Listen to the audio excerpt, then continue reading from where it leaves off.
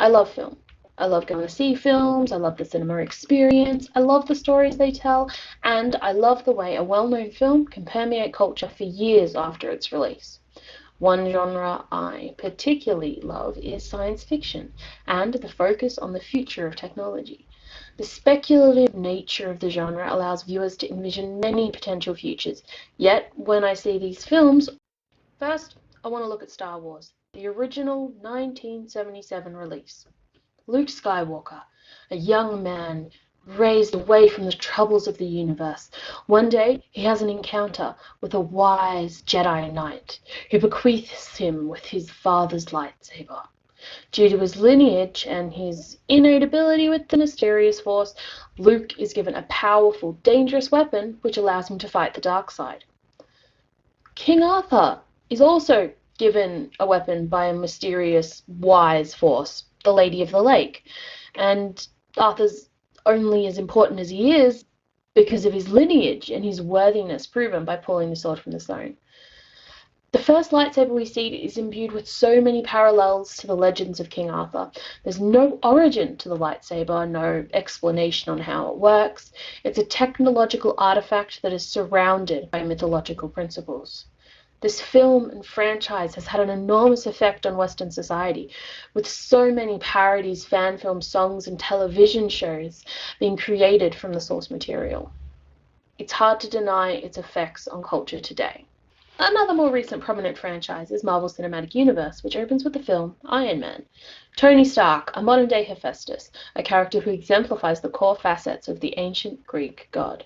At the start of the film, it opens up with a weapons display, after which Tony is attacked and debilitatingly wounded by one of his own weapons. He's then kidnapped. But he escapes due to the creation of a weapon, a technological marvel, the Iron Man suit. Later in the film, it's revealed that it was his mentor, Obadiah Stane, who was the one who ordered the attack, because he thought Tony was not worthy of the legacy of Stark Industries. Much like how Hera rejected Hephaestus, just due to his deformities. Despite this fall from Olympus, Tony returns and continues the creation of his suit. He works and perseveres forging it. Not to mention, Tony is also surrounded by other technology, his creations. They are what helps to give him his godlike status in today's world. From his operating system Jarvis to later in the MCU, in which Tony is seen assisting others and creating more weapons for them as well, the Hephaestus parallels are clear. Traits of Hephaestus that are visible in Tony are he runs one of the most powerful industries in the MCU, he perseveres no matter what, and his suit is bright red and gold, suggesting fire, which is the element associated most strongly with Hephaestus. The devices Tony creates are surrounded by mythological elements. Because of his technology, he can run around with people who are superhuman. They don't just make him a hero, but a literal god. And you see Iron Man everywhere now. He's not just a god in the MCU, but a god to our children as well. The reach of the Marvel Cinematic Universe is vast, and they're releasing 3 films a year at this point. Now, both of the previous films and franchises I've mentioned have more clearly defined decisions leading to the parallels in mythology and legend. Star Wars was written not to be traditionally science fiction, but more of a science fantasy film, with a technologically advanced setting to be a background to a grander tale. With Iron Man, it was designed to start an entire franchise, so having easy parallels with stories from the past that are solid and understood well is a no-brainer. I now want to talk about something a little bit different. Films that are considered more in the vein of hard science fiction, which has more of a focus on scientific accuracy. There's 2 films that I want to talk about, which are both discussing the ethics and morality and personhood of true artificial intelligence. Blade Runner and Ex Machina, both very different films, but discussing the same concept. Blade Runner is based in a futuristic LA, in which replicants, androids with artificial intelligence but no emotions created by the Tyrell Corporation, have staged an off-world mutiny and caused all replicants to be exiled from Earth. The film follows the character Rick Decker, a Blade Runner, and his journey in tracking down 6 replicants who have escaped the off-world colonies and murdered 23 people. It discusses the personhood of the replicants by introducing an experimental replicant developed by Eldon Tyrell, who has been led to believe that she is human, until the protagonist Decker reveals the truth to her by using the Voight-Kampff machine.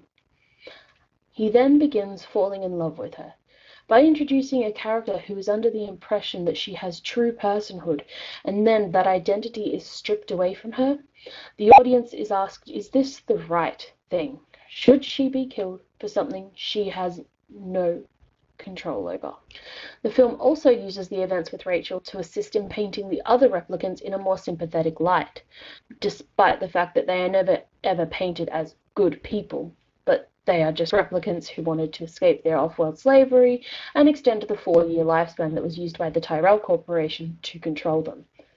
The character Roy Batty, the leader of the renegade replicants, hunts down Eldon Tyrell and asks him to extend his life beyond the 4 years. Eldon decrees that it is impossible, and that the happiness for Batty is impossible due to his short life.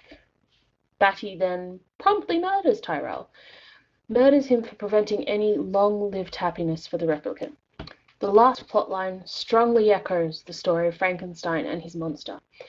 Frankenstein is murdered by his own creation for not allowing him happiness, for not being willing to create a woman for his creature. Additionally, the dangers of hubris is also discussed. Tyrell had hubris to think he could achieve technological feats. He got more and more confident. He created a new life. But he did not treat that life well, and was too arrogant to understand the consequences of his actions until it was simply too late. He flew far too close to the sun, just like Icarus, and his creations of wax failed him. In Ex Machina, Caleb Smith is a programmer who wins a contest to visit his isolated CEO, Nathan. Nathan reveals on arrival that Caleb will be helping him conduct an experiment on Ava, an artificially intelligent robot created by Nathan. Ava is trapped in her apartment and cannot leave. Yet during the experiments, she eventually expresses a romantic interest in Caleb. She begins to trigger power outages which allow her and Caleb to talk without Nathan overhearing. Ava tells Caleb that Nathan should not be trusted. Later, Nathan reveals his plans to Caleb that he is going to upgrade Ava, effectively wiping her personality and killing her. Growing uncomfortable with not just Nathan's alcoholism, but his arrogance and the disgusting behavior towards his servant Kyoko, Caleb takes an opportunity to investigate Nathan's computer using his security card.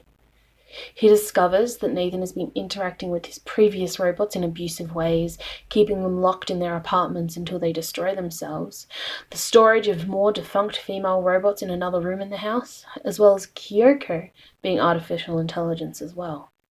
Caleb again talks with Ava, informing her of Nathan's plan to erase her personality and letting her know that before he can, Caleb will help her escape.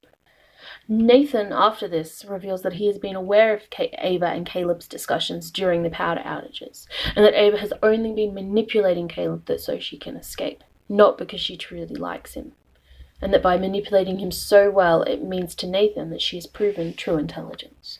Then, Ava cuts the power, and the reprogramming of the security system Caleb performed the day before releases Ava from her apartments.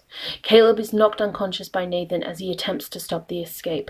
Kyoko stabs Nathan in the back in the middle of the altercation, but is unfortunately destroyed in the process. Ava then repairs herself, with parts of earlier androids, taking on the appearance of a human woman. She then leaves Caleb trapped inside Nathan's facility and escapes to the world. Ex Machina and Blade Runner, despite being based in entirely different times and spaces, and even different genres, they both discuss the same concepts within their own narratives. There's again parallels of a Frankenstein story in which the doctor is killed by his creation for denying them happiness and freedom. Icarus, because his hubris and arrogance in his abilities, causes eventual downfall. But in Ex Machina, there is a third one, the fairy tale story of Bluebeard, in which Nathan is Bluebeard, keeping women locked away in his isolated castle. Caleb and Ava together represent the wife. Caleb, in his discovery that Nathan is keeping all of the dead bodies of his previous victims in a room in his house. And Ava, in the woman trapped by Bluebeard because he is fascinated by her beauty and intelligence.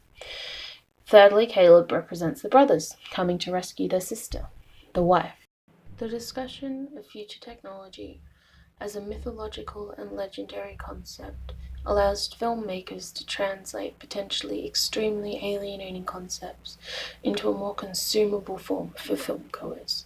From big blockbuster films to smaller, more in-depth ones, the use of mythology and legend to create stories is clearly shaping our view of technology. The view of technology as a legendary or mythological device may be becoming more and more prominent today due to the influence of these films. Or maybe we're just simply using these older stories to tell new ones for a new generation.